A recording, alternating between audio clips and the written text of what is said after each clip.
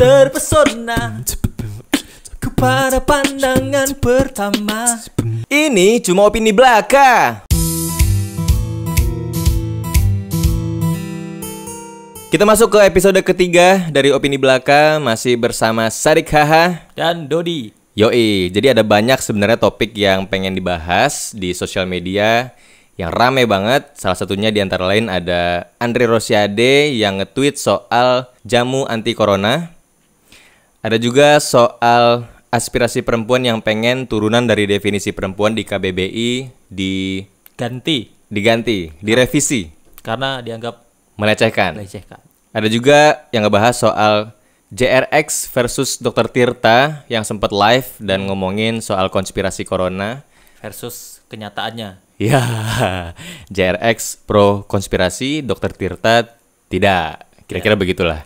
Ada juga yang ngomongin soal perdebatan Rahung versus Budiman Sujatmiko di Twitter. Sebenarnya cuma tweet war, tapi banyak yang pengen diadakan debat face to face. Ya. Langsung dan debat terbuka gitu. Pokoknya ada banyak sekali permasalahan, isu-isu di sosial media yang cuman ujung-ujungnya menggambarkan keruwetan negara ini. Iya. Dan ada satu lagi yang bikin geram masyarakat banyak. Apa tuh? Seorang YouTuber goblok. Ini dialamatkan oleh beberapa media ya. Oh ya, Anda mengutip ya. Saya meneruskan dalam tanda kutip YouTuber goblok bernama Ferdian Paleka karena dia bikin video prank di mana dia memberikan bantuan kepada transpuan atau yang biasa disebut bencong atau banci yang lagi mangkal. Ternyata bantuan itu isinya cuma sampah atau batu bata. Itulah yang dia namakan prank. Alasannya adalah di video itu disebutkan bahwa dia pengen bikin jera si transpuan ini supaya tidak berkeliaran lagi karena bulan Ramadan dan juga sedang diadakan PSBB.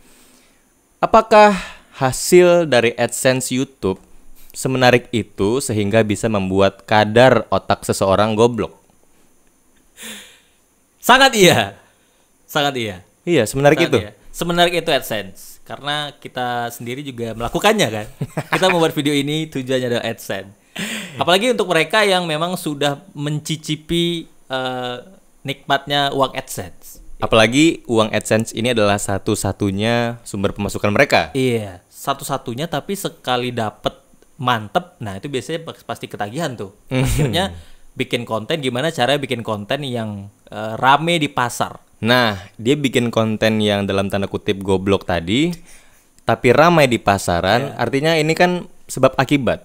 Iya, Menggambarkan seperti inilah kira-kira selera pasar. Iya, selera pasar. Kembali lagi semua ke selera pasar.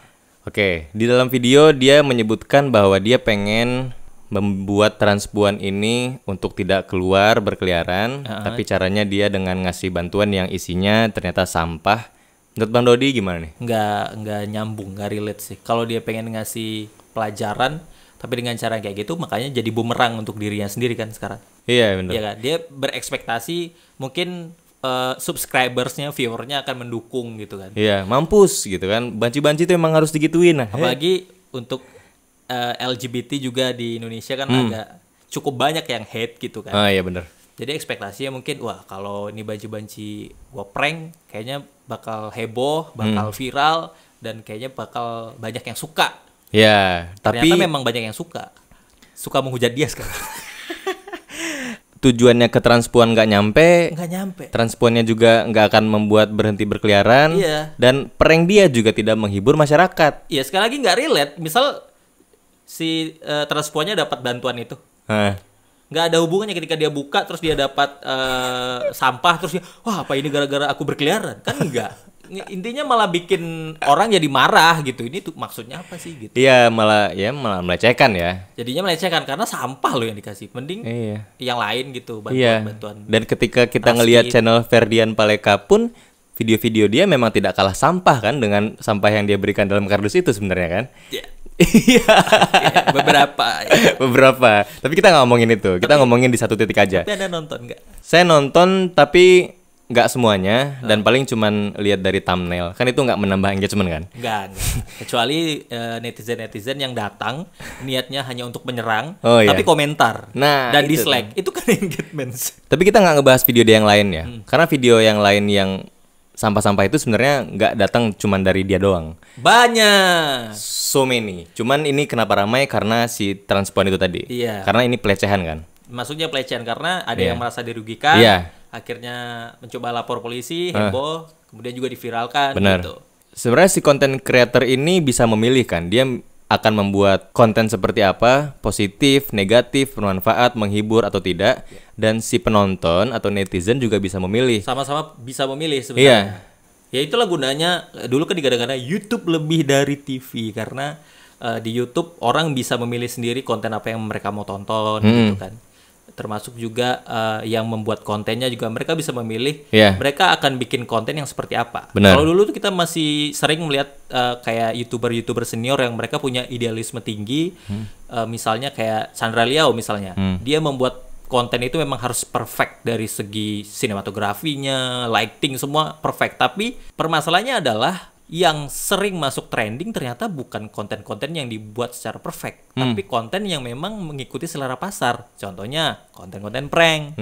Ya itu yang bikin banyak orang akhirnya ikut-ikutan bikin prank yang mereka bahkan mungkin tidak riset sebenarnya gitu. Prank itu sebenarnya apa sih? Apakah selamanya bikin konten prank itu harus real?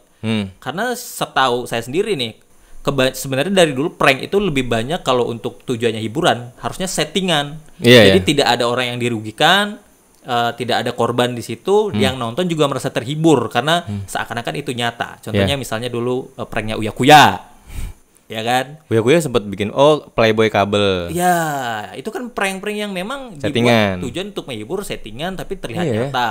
Uya tuh udah settingan dari dulu ternyata. Iya. Saya tidak sadar loh.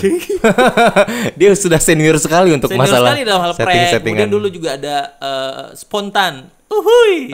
Komeng. Komeng. Dan kalau kayaknya itu juga settingan sih harusnya. Kayaknya Karena ya. mereka syutingnya di tempat publik, di jalan, di mall, yang artinya nggak segampang itu dong bikin kamera tersembunyi, persiapan segala macam. Iya, Tapi benar. semua sebenarnya bisa jadi udah disetting juga tujuannya Iya. untuk menghibur. Heeh.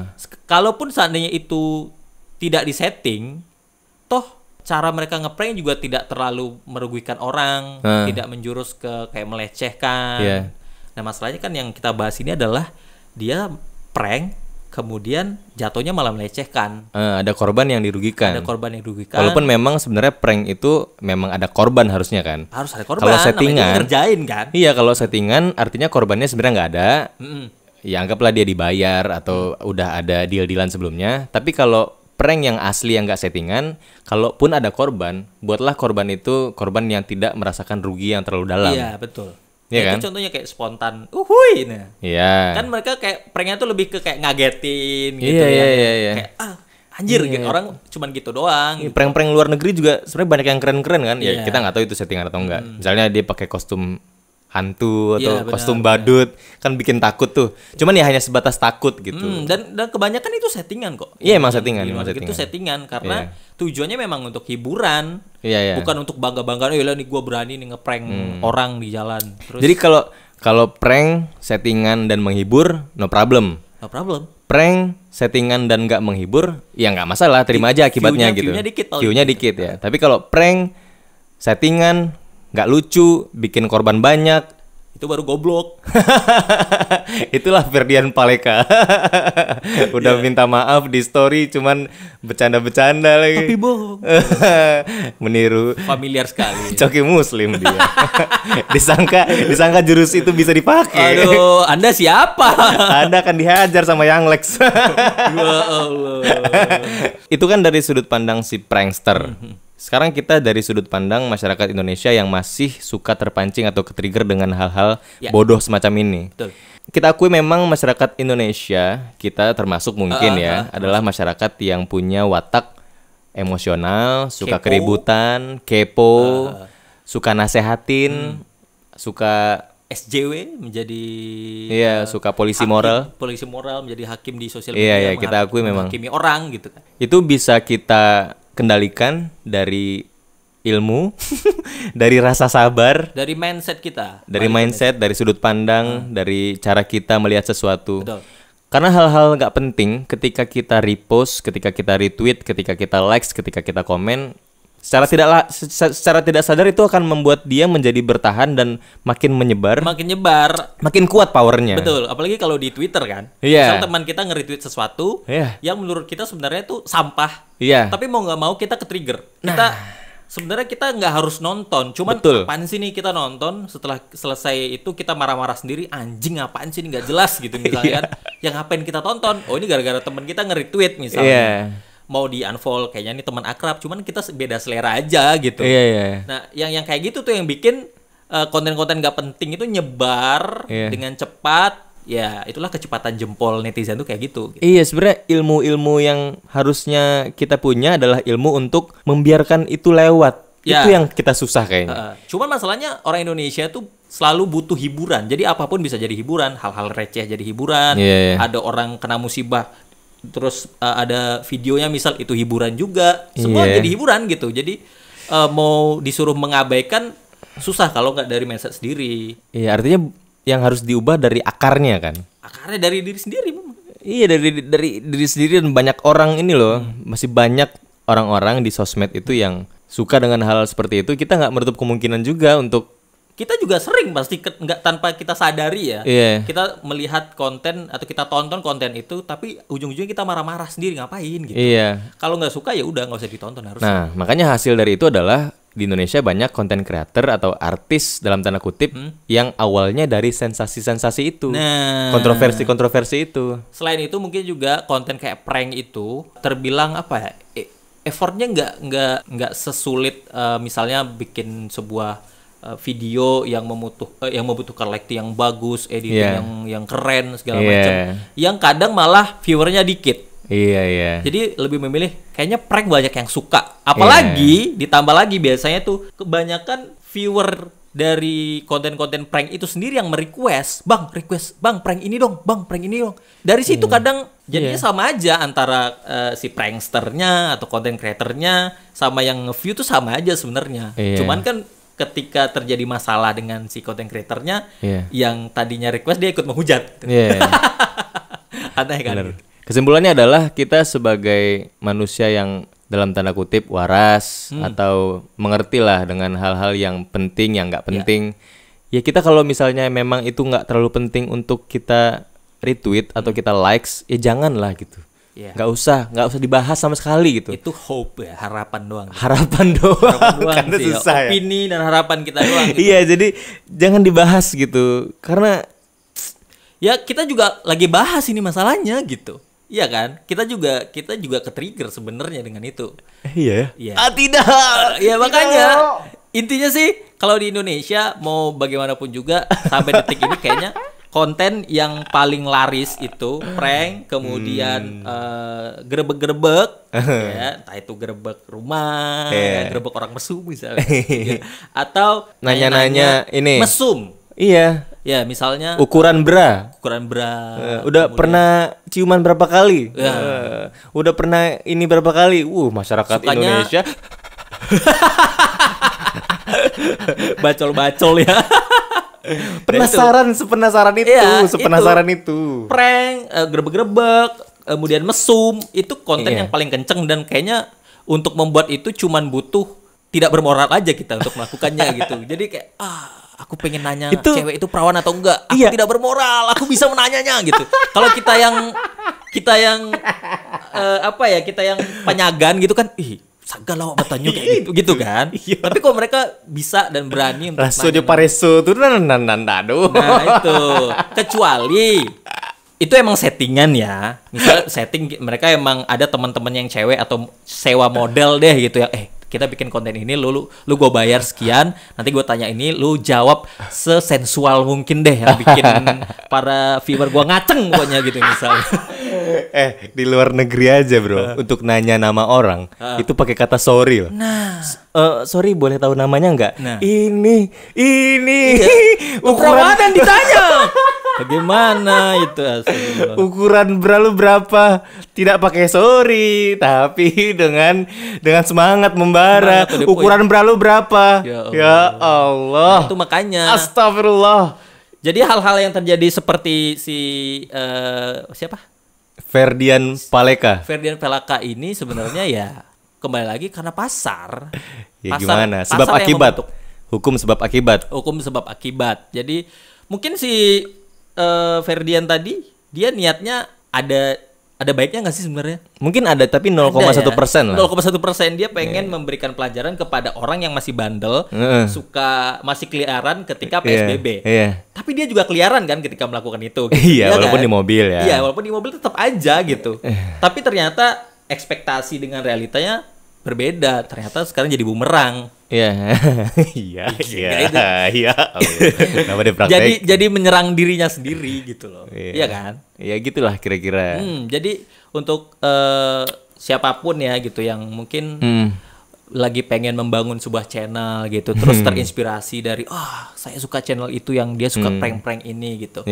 Ketahui semuanya itu nggak harus sebegitu parahnya juga kita bikin. Kita bisa riset dulu sebenarnya prank itu banyak yang settingan, nggak asli. Takutnya nih kita nonton sebuah channel yang sebenarnya di situ rata-rata settingan, memang disetting untuk menghibur. Kita sebagai viewer yang goblok, kita ikut-ikutan bikin channel, bikin prank yang asli, yang akhirnya malah merugikan banyak orang. Oke, siap. Jadi untuk teman-teman, repost, retweet, likes atau apapun yang kita bahas di sosial media itu menggambarkan kita, menggambarkan bagaimana sudut pandang kita, bagaimana kita sebagai pribadi, bagaimana nilai intelektualitas kita.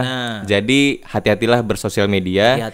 Nggak harus semuanya kamu komen, nggak harus semuanya kamu likes, tapi jangan lupa juga untuk yang sudah ngasih informasi atau konten yang positif atau yang baik, jangan lupa untuk diapresiasi. Betul. Kalau kayak gitu nggak apa-apa, diramein, disebar, di-share itu nggak masalah gitu. Iya, daripada sekarang nge-share si Ferdian, kemudian dia viral, orang sayang tadi siapa Ferdian nggak tahu gitu kan. Tiba-tiba jadi tahu, jadi jadi kepo, jadi harus riset, harus cari tahu apa sih yang dia lakukan gitu. Buka videonya. Iya, tujuannya mungkin para netizen pengen memberikan pelajaran dalam bentuk hujatan-hujatan. Tapi akhirnya adalah dia malah dapat engagement, kemudian paling masalah kayak gini kalau seandainya dia tidak kerana hukum ya, paling dalam waktu sebulan orang udah lupa. Iya benar. Sedangkan dia sudah dapat engagement yang bagus dan secara otomatis nanti dia akan mulai dapat fans-fans baru yang kemudian malah jadi bikin dia makin naik. Sedangkan Anda yang menghujat tetap saja miskin. Iya. Kalau mau menghujat, hujatlah di konten Anda sendiri gitu. Seperti ini. Supaya engagementnya naik untuk diri sendiri, bukan untuk dia. Jangan engagementnya naikin di dia dengan cara komen di hujat-hujat di kolom komen dia atau di YouTube-nya dia gitu. Udah lah, mendingan di report. Pilihannya cuma 2, di report atau dicuekin. Menyerang mereka dengan komen yang hujatan atau serbu rame-rame itu bukan memberikan pelajaran, tapi memberikan keuntungan di kemudian hari. Betul. Atau mungkin masyarakat Indonesia sudah terbiasa di-prank oleh pemerintah. Sampai ketemu di episode selanjutnya.